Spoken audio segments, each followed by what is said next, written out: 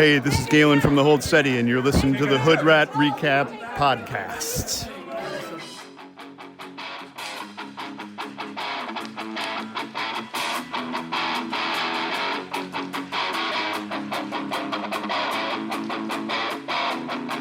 I got a lot of old friends who are getting back in touch. It's a pretty good feeling, yeah, it feels pretty good. I got a lot of double takes when I'm coming around the corners. It's mostly pretty nice, yeah, it's mostly pretty alright. Cause most kids give me credit for being down with it when it was back in the day. Back when things were way different than the youth of today. And only 7 seconds taught me some of life's most valuable lessons. All right, Massive Nights, Night 3, and we are back with another scene report. Scene report.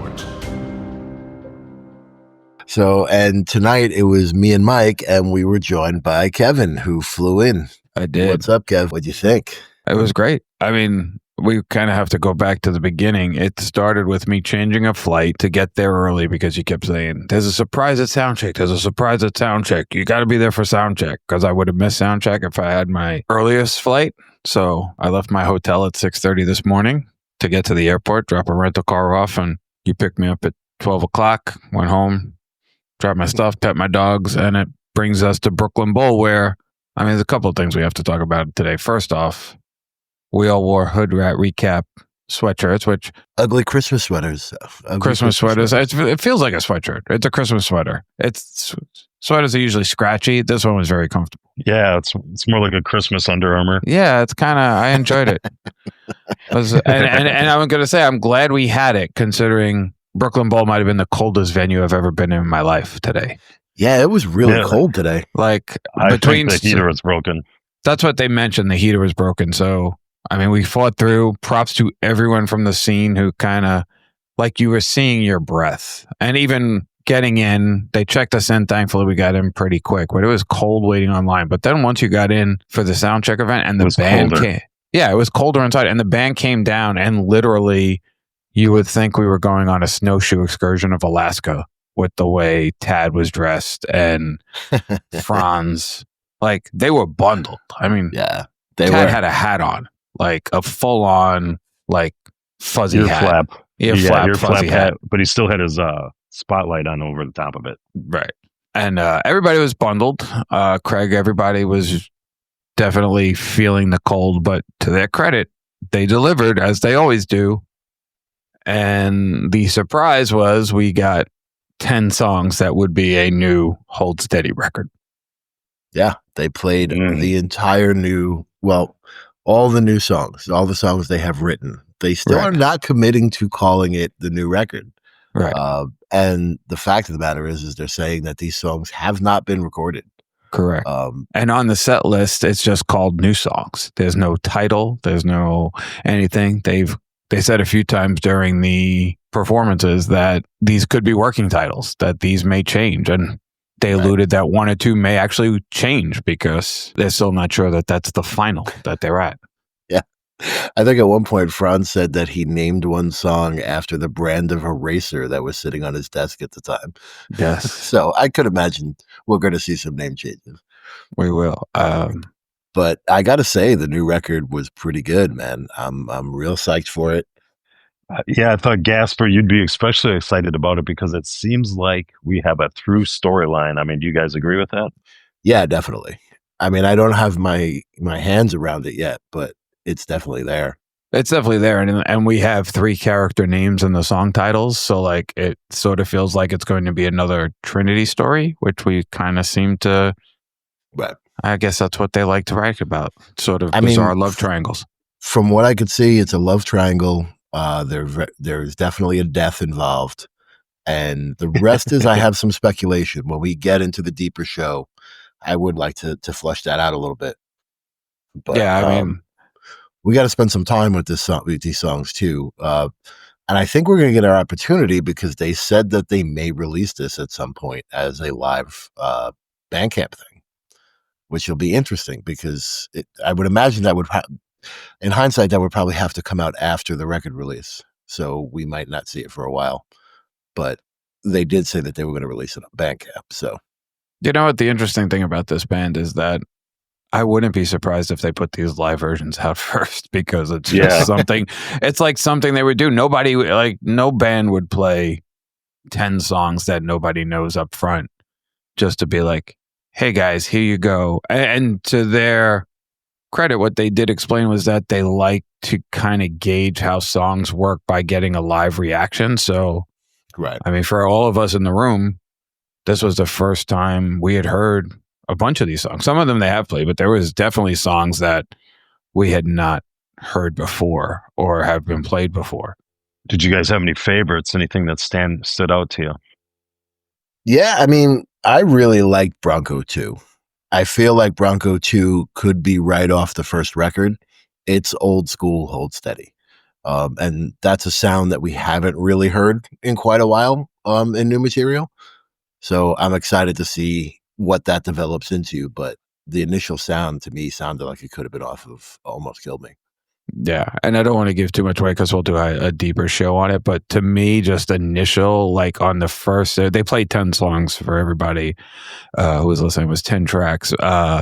Track 6 was a song called Second Story, and that one stood out to me as a upbeat rocker, sort of in the vein of Sequestered in Memphis. That could be a pretty big party song. And they sort of alluded to like that was a Tad idea based on a jewelry heist story. So we'll go deeper into that. You know, we don't have any audio of it because we were very clear we didn't take our phones out and we didn't video any of it. But that's the song that stood out to me out of the 6 right away. That was like, this song could be a great live edition. And then for me, it was number 4, Cal Expo is what they're calling it so far. And that kind of sounds like a Nassau Coliseum from Lifter Puller. I don't know. But so it's weird that we all got a different song. Right. Yeah. And on Second Story, I don't think they were saying that the song is about a jewelry heist. I think he was watching a documentary about a jewelry heist, and they talked about a second story man. And that's where he got the name of the song. But the song itself didn't seem to lend itself to a jewelry heist. No, and I think Craig even said that, but it's sort of again, in working titles where things sort of come from everywhere. Tad sort of alluded to that's where that working title came from. We'll see if that holds and that becomes the song title that we get on the record. But that song definitely stood out to me. Which one was that? The one that sounded like Carlos was crying? One of them sounded a ton like Carlos was crying kind of music. It's a little hard now to remember which one was which. Which was which, yeah. This one had the pretty driving, distorted guitar up front. Okay. And I think that's what caught my ear. Because again, we'll talk more about it after. I don't want to give away too much because I think we have a lot we can talk about. I do have a lot of good memories about a bunch of it, but since this is a flash cast and a scene report, it does give us something to talk about because we will come back to one of these songs later because they did then play it during the show. Yeah, during the main set. So, so after Freezing and the band doing what they did, we... and actually, while we're talking about Freezing, while we were walking into the venue, there was something I did want to make a correction from last night's Flashcast. I had said that there was a guy handing out the right kind of wristband, which I thought was a really awesome idea. And I thought that was Trent, and I was mistaken. It's not Trent. We ran into Andrew from Boulder, Colorado, and he was out on the line and braving the cold and had a ton of those bracelets and was giving them to everyone. I thought it was so cool, and it really is a nice item to pick up while you're out at this Massive Nights if you should run into Andrew. And Andrew told me that the whole concept came from his partner, Debbie. So Andrew and Debbie from Boulder, Colorado, thank you very much for making those bracelets. It's very cool. Yeah. And then Soundcheck wrapped, they, and it was a very long event. It started 4:30. I think it wrapped almost 5:45. It was like an hour and 15 minutes. Right. Well, I mean, playing 10 songs and then the stories in between. And the Q&A with the guy. And then fans got to ask some questions. And one question that was floating around from a number of people, not asked at the Q&A, but I ran into a few people who have the same idea, one of them being Buddy and Mike from the Woo Crew. And I like, again, we're not going to go deep into the record, but we know a character on this record is named Jessica, and we know that she is associated with being a waitress at least at some point in her time. Do you think Jessica is Hurricane J? Could be. I think they're saying she comes from the north, like maybe Minnesota, they were saying. Right. I don't know what Hurricane J, I don't know if they ever specified where she was from, but Something to keep your eye on. We'll have to play around with that when we pull out the thread and the pittance. We had a very nice dinner with part of the scene, 10 of us. I will say the sweatshirts did come in handy because a lot of people did stop us along the way because we were the only three fools dressed looking exactly the same. But to that credit, and this will probably, you could mark it down. It's on the record, so I'll say it. This might be the best idea you've ever had in all the podcast episodes we've ever done because everybody recognized the sweatshirts or sweaters, and people wanted them. There are a lot of people asking, like, "Are you going to take them off and give them away, or like, can you sell them? Do you have more?" And I was very skeptical because I'm skeptical about most of your ideas after the Freddie Knuckles torment I put up with, but I will give you props. The sweaters were a good idea, and it was nice to meet a lot of people. We had a very nice dinner with Liz, right, and Rachel and her friend, who unfortunately we had a table for 10. It was for space, so they moved to the bar, and Levi and his partner, for who were working on the book, and Heather, the food at the Jackson, Brooklyn Bowl. Kat. Yeah. The Brooklyn Bowl food is always good, but the service tonight was sort of interesting as we just sort of got many wrong dishes put in front of us. But and then they take them away. And then they take them away, and I was like, I'm pretty sure you ate somebody else's chicken, but whatever. Yeah, it was good. They brought mac and cheese twice, and nobody ordered it. Right. But then we get to the show where we finally, we posted up. We rightfully so got ourselves the bracelets for the platform, and honestly, we talked about it quickly. I don't know if they're overselling it or just maybe I'm older and like things look more crowded. There was a lot of bodies in that space, especially on the floor.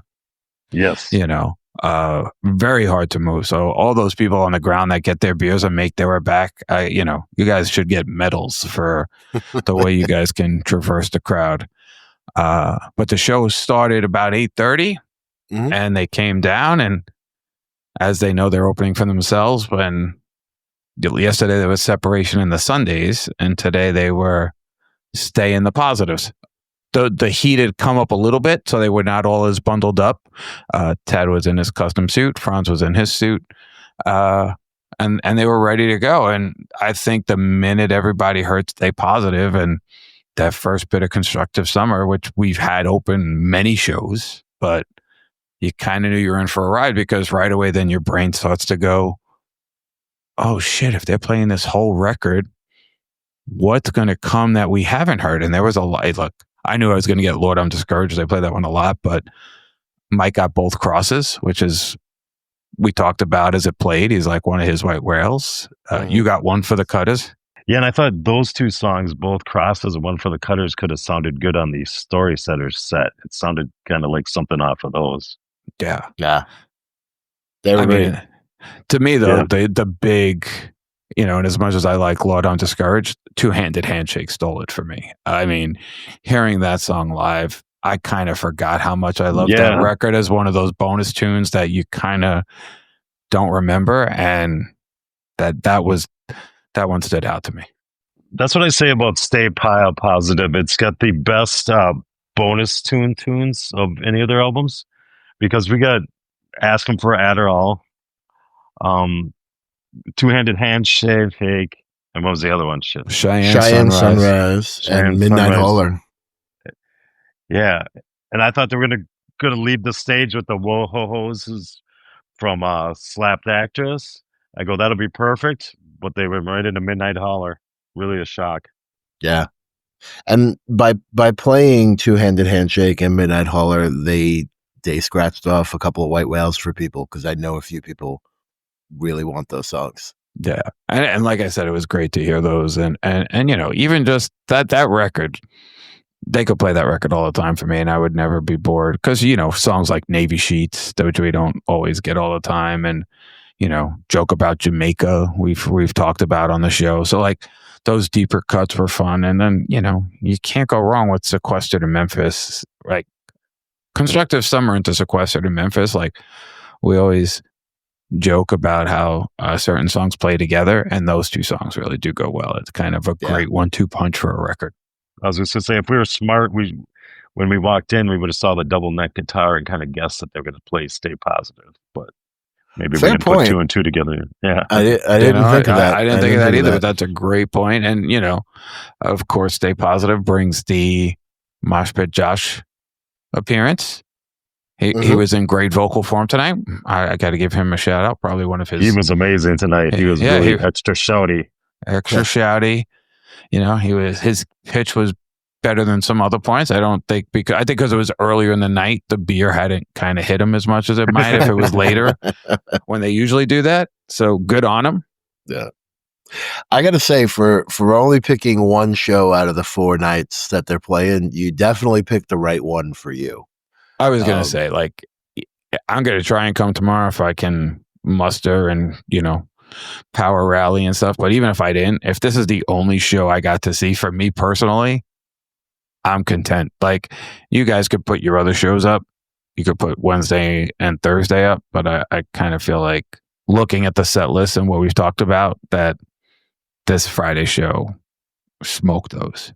It was a good one. It's definitely a hard one to contend with. I got to give you that. So now we know we got our one surprise album playthrough. We have a second album playthrough coming tomorrow. We had made our bets on what we thought it was going to be. Are we sticking with our bets, or do you think it's time to change your ideas? I think it's going to be like I said, one of the last 3, because they did one of the first 3, one of the middle 3. I keep saying Thrashing Through the Passion, but I'm starting to kind of hedge that Gasper might be right with the open door policy. See, it's funny because now that they've played, and we'll get into what they play, but they did play a couple of open door songs at this point through different points of the weekend. So now I feel like being that we've heard some open door songs, maybe that's not going to be the case. So see, and I'm thinking the other way, because I was banking on Heaven Is Whenever because of the anniversary, but because of what they opened tonight's set with, I'm thinking we might get The Price of Progress. That's true. Interesting. That's true. Because there were a couple of songs from that record out. You guys got a few the other nights, and that's not one they've done start to finish that I can remember, right? Have they played that record in its entirety yet? I don't believe so.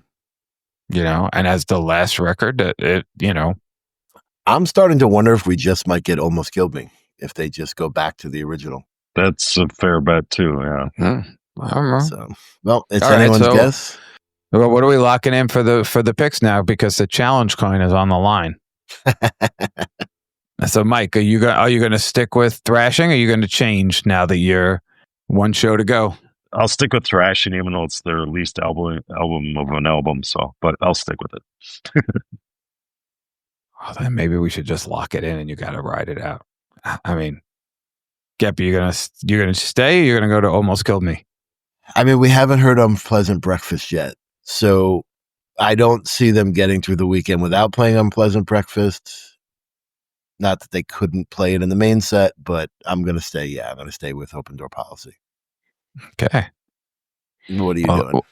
Well, part of me now is looking at Price of Progress just because of what they've played. I'll stick with Heaven Is Whenever. I think I'm going to be wrong, though. But I'm going to give up the challenge coin, but just because you guys stuck with yours. But if it's the Price of Progress, I should get half the challenge coin.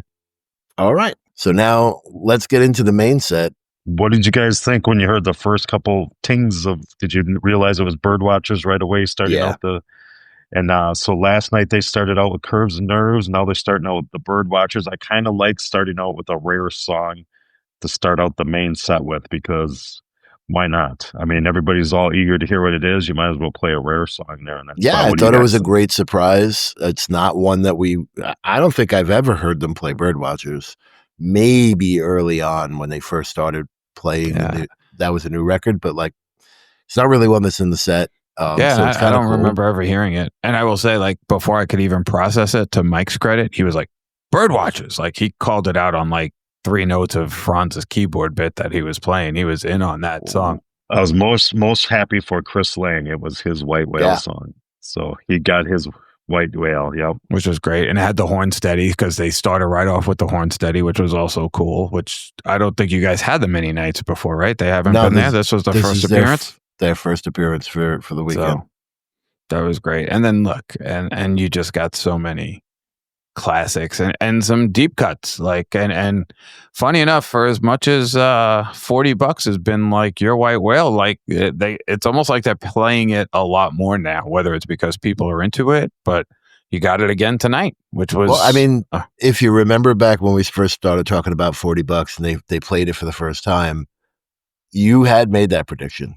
Well, I had asked, do you think now that they've played it and they did it in Minneapolis and they did it in New York, like, are we done with $40 now?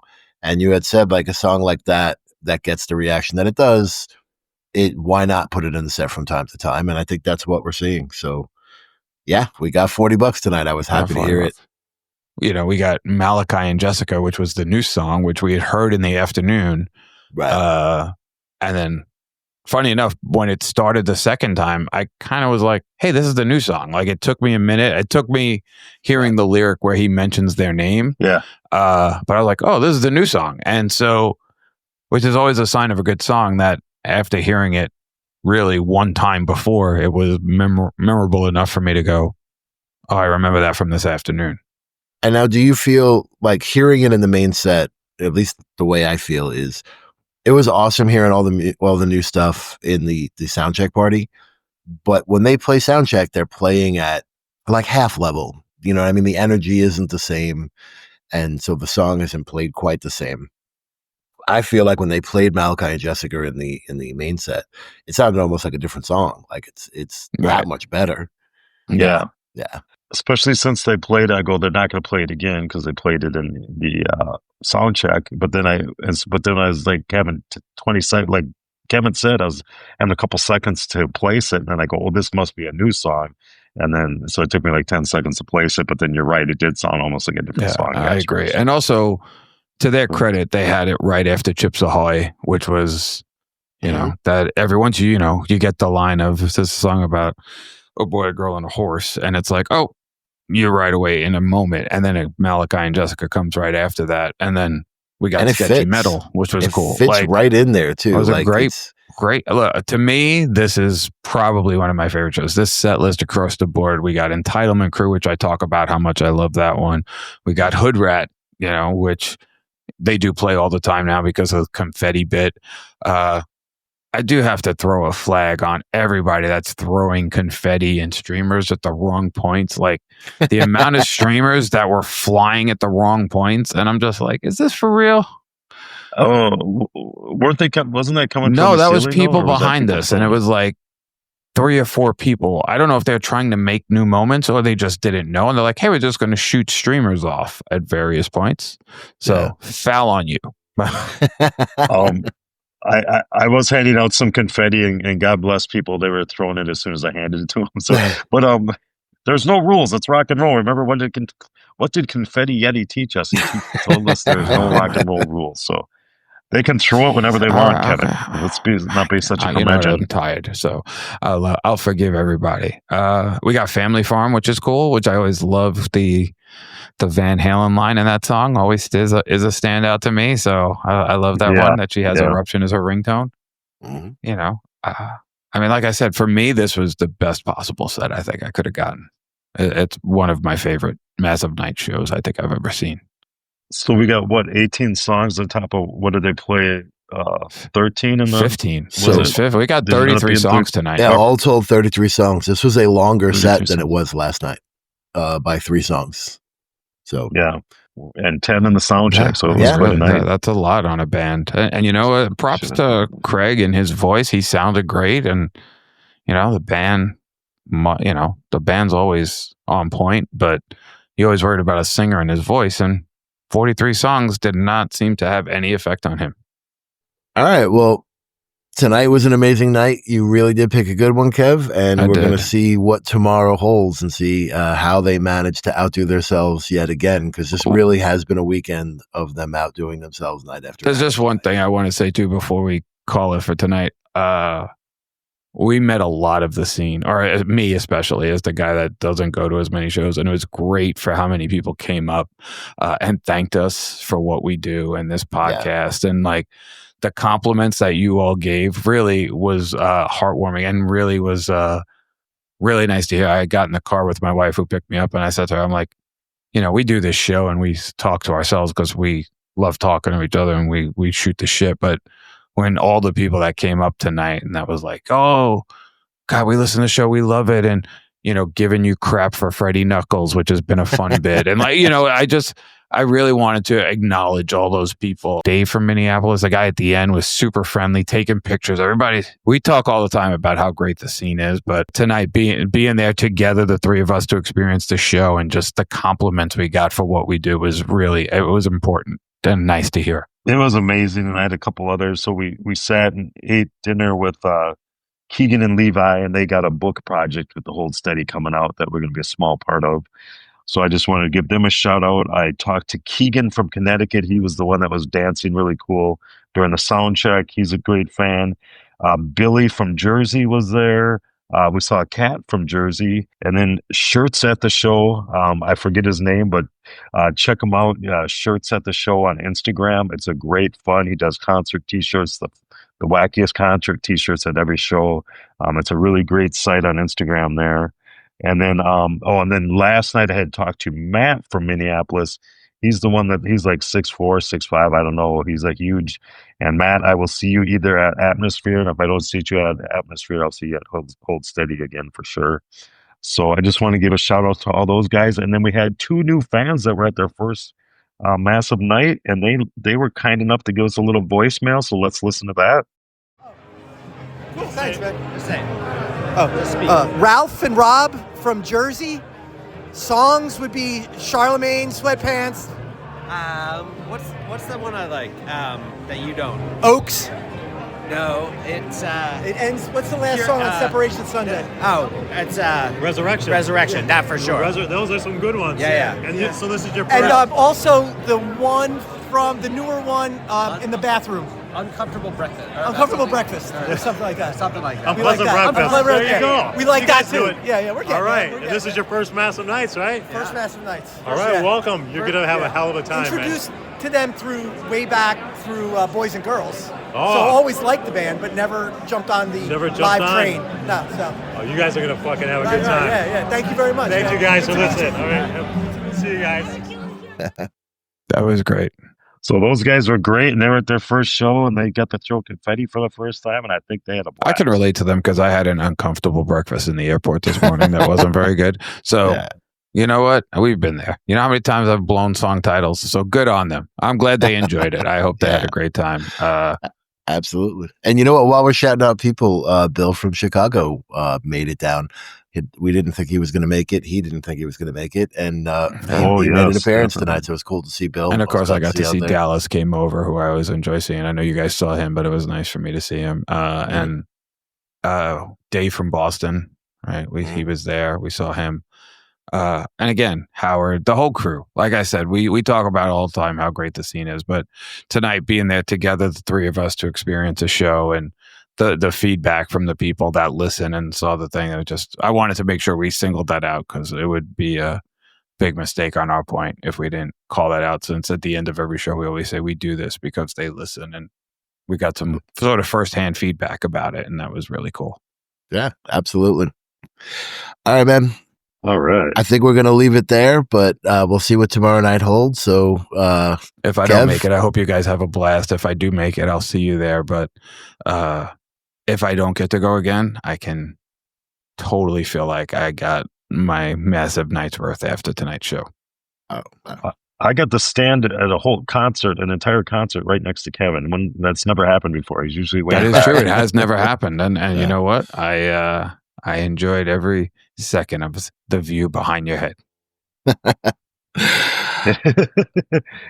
I just wanted to thank everybody for last night, our voices were a little rough. So I hope my voice is better. Let's check it out. Luke, I am your father. Does it sound better than yesterday's show? I don't know, but everybody was asking if we were all right because our voices were a little rough yesterday. So I really appreciate that. And Gasper, take us home. All right, man. Well, thank you for hanging out with us on these flashcasts. It was very fun to do. Right after coming out to the shows and then coming right into the podcast. And we will see you in about a week for a full recap of the weekend in further longer form as we usually do. There won't be a show tomorrow night because Mike and Gasper will be at Lake Street and nobody's going to be pouring them home. So, and we're still holding out for drunk voicemails. Drunken speak pipe. Yeah. Drunken speak pipe tomorrow night. You guys have to make it happen. All right, guys, have a good night. Thank you all for listening, and we'll be back soon. All right, take it easy. Killer parties almost killed me.